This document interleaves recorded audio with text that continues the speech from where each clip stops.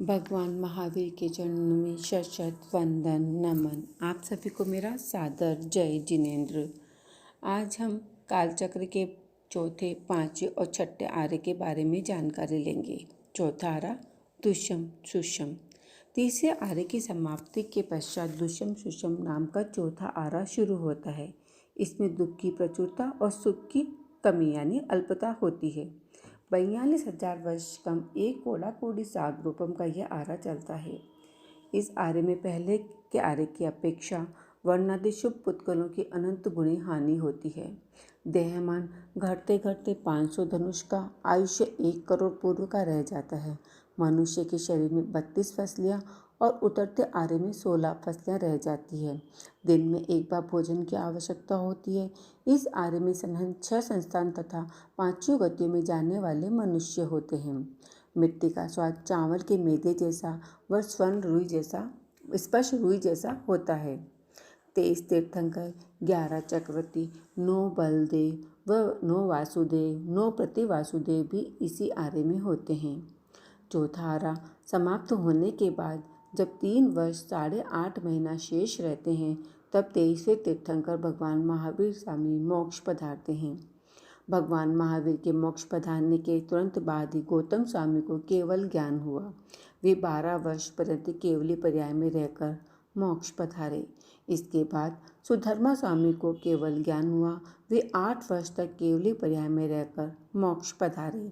इसके बाद जम्बू स्वामी को केवल्य ज्ञान हुआ। वे 44 वर्ष तक केवली पर्याय में रहकर मोक्ष पधारे। इस प्रकार भगवान महावीर के निर्वाण के बाद 64 वर्ष तक केवल ज्ञान रहा। इसके बाद कोई केवल ज्ञानी नहीं हुआ। चौथे आर्य में जन्मा हुआ मनुष्य को केवल ज्ञान 5वें आर्य में हो सकता है, किंतु 5वें आर्य में जन्मे मनुष्य को केवल ज्ञान नहीं हो सकता है। श्री जम्बू स्वामी के मोक्ष पधारने के बाद 10 बोलों का विच्छेद हो गया।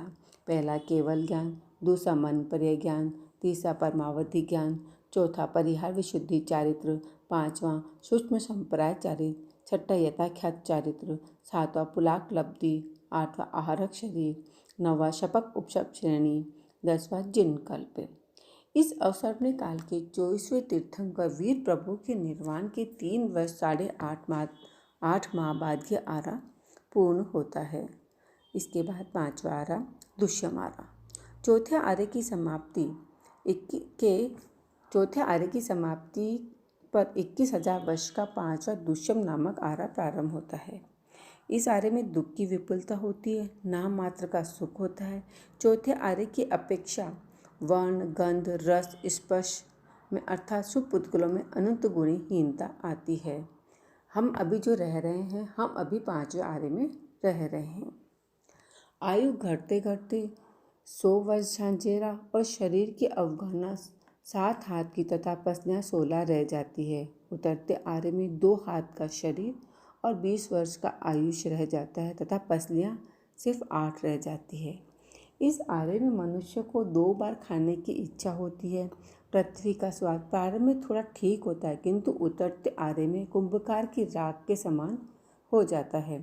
इस आर्य में जन्मे हुए को मोक्ष नहीं होता, अतः यहाँ 4 गति ही पाई जाती है, मोक्ष गति नहीं पाई जाती है। 5वें आर्य में जम्बू स्वामी के मोक्ष जाने के बाद जब 10 बोलों का विच्छेद हुआ, जो 10 बोल गई, केवल ज्ञान, मन पर्याय ज्ञान, परमावधि ज्ञान, परिहार विशुद्धि चारित्र, सूक्ष्म संप्राय चारित्र, यथाख्यात चारित्र, पुलाक लब्धि, आहारक शरीर, शपक उपशम श्रेणी, जिन कल्प। इसके बाद इस उतरते आर्य में सोना, चांदी आदि धन का विच्छेद हो जाता है। लोहे की धातु चलेगी, चमड़े की मोहरें चलेगी। जिनके पास होगी वे श्रीमंत माने जाएंगे। इस आर्य में उपवास, मांस खमन के सम्मान लगेगा। इसमें 4 जीव एक अवतारी होंगे। दुपसव नामक आचार्य, फाल्गुनी नामक साध्वी, जिनदास नामक शावक, नागश्री नामक शाविका होगी। 5वें आर्य के अंतिम दिन अर्थात आषाढ़ शुक्ला पूर्णिमा को शकेंद्र का आसन चलायमान होगा। तब देवेंद्र शकेंद्र आकाशवाणी करेंगे, हे लोगों, 5वां आर्य आज समाप्त हो रहा है, कल छठा आर्य लगेगा, सावधान हो जाओ। जो धर्म आराधना करनी हो सो कर लो। यह सुनकर दुपसह नामक आचार्य, फाल्गुनी नामक साध्वी, जिंदा श्रावक, नाक्षी श्राविका सब जीवों से क्षमा याचना कर निशल्य होकर संथारा ग्रहण करेंगी। उस दिन महाभयंकर जैसी संवर्तक नामक वायु चलेगी, जिससे 5 स्थानों को छोड़कर सभी नष्ट हो जाएंगे। पहला वैताड्य पर्वत, दूसरा गंगा नदी, तीसरा सिंधु नदी, चौथा ऋषभकूट खाड़ी, पांचवा लमण समुद्र खाड़ी।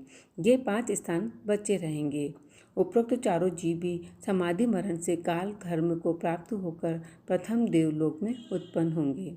प्रथम प्रहर में जैन धर्म, तृतीय प्रहर में अन्य धर्म, तृतीय प्रहर में राजनीति और चौथे प्रहर में भादर अग्नि का विच्छेद हो जाएगा।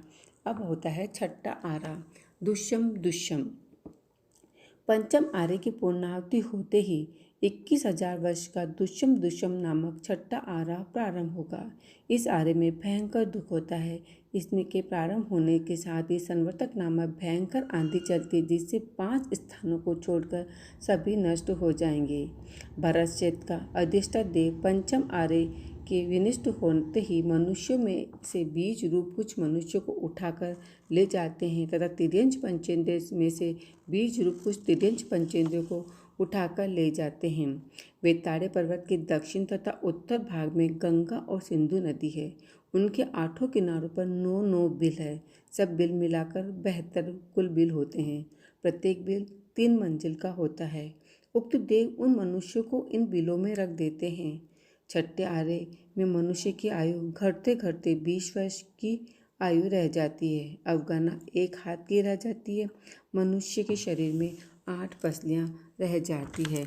उतरते आरे में आयुष्य 16 वर्ष, अवगणना कुछ कम 1 हाथ व पसलियां 4 रह जाती है। लोगों की अपरिमित आहार की इच्छा होती है, अर्थात कितना भी खा लेने पर उन्हें तृप्ति नहीं होती है। रात्रि में शीत तथा दिन में ताप अत्यंत प्रबल होता है। इस कारण मनुष्य बिलों से बाहर नहीं निकल सकते। सिर्फ सूर्योदय व सूर्यास्त के समय एक मुहूर्त के लिए बाहर निकल जाते हैं। बिलों में से निकलकर 65 योजन का जो गंगा और सिंधु नदी का तट था वह सूखकर रथ के पहिए जितना होगा। उसमें कच्छ, मच्छ आदि जीवों को पकड़कर रेती में दबा देंगे। दिन भर सूर्य की अति तीव्र ताप से, रात की ठंड से फिर वह पककर बुन जाएंगे तो दूसरी बार बाहर आकर उन्हें निकाल लेते हैं। उस पर सबके सब मनुष्य टूट पड़ते हैं और लूट कर खा जाते हैं। मृतक मनुष्य की खोपड़ी में पानी लाकर पीते हैं। उन मनुष्यों का जीवन भयंकर रोगों से ग्रस्त, भयंकर ईर्ष्या, राग, द्वेष, लड़ाई झगड़े, दीनहीन, दुर्बल, अपवित्र, नग्न, आचार विचार से हीन और माता, भगिनी, पुत्री आदि के साथ संगम करने वाले होते हैं। 6 वर्ष की स्त्री संतान का प्रसव करती है। धर्म पुण्य से हीन वे दुख ही दुख में अपनी संपूर्ण आयु पूरी करके नरक या तिर्यंच गति में चले जाते हैं। जो जीव धर्महीन प्रत्याख्यानहीन होंगे वे जीव छठे आरे में उत्पन्न होंगे। मैंने आपको चौथे, पांचवें, छठे आरे के बारे में कुछ जानकारी दी। इसमें कुछ गलत कहा हो तो मुझे क्षमा करें। तस्य मिच्छामि दुक्कडम। सादर, जय जिनेंद्र।